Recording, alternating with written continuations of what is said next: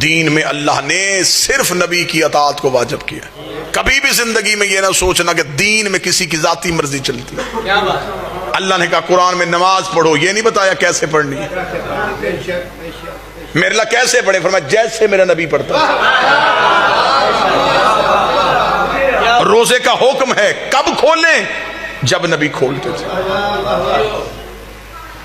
خدا نے ہمیں پوری ہماری زندگی کو نبی کا محتاج کیا، اس لیے کہ دین سے یہ نبی نہ نکال سکے.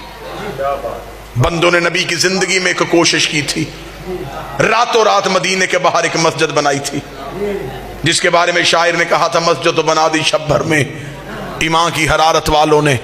یہ واحد مسجد تھی جو ایک رات میں بنی تھی، اور وہاں لوگوں نے مسجد اس لیے بنائی تھی کہ وہاں نبی کے پیچھے غلاموں کے ساتھ کھڑے ہو کے نماز پڑھنی پڑتی ہے.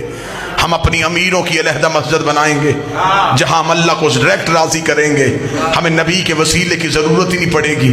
یہ نبی کو درمیان سے نکال کے اللہ کو راضی کرنے کے لیے پوری رات اس مسجد میں اللہ اللہ تسبیحاں، سجدے، ذکر، قعود، قنوت سب کچھ بجا لاتے رہے. صبح کو جبریل نے آ کے اپنے پر نبی کے قدموں سے مس کر کے کہا اللہ بعد درود و سلام کہتا ہے اپنے صحابہ کو ساتھ لے اس مسجد کو گرا بھی جلا بھی، گرا بھی جلا بھی، گرا بھی جلا بھی، گرا بھی جلا بھی. نبی نے کہا جبریل اللہ سے کہے مجھے نہیں مانتے تجھے تو مانتے ہیں. جبریل نے کہا خدا کہتا ہے میں لعنت کرتا ہوں اس عبادت پہ جس میں میں ہوں اور تو نہ.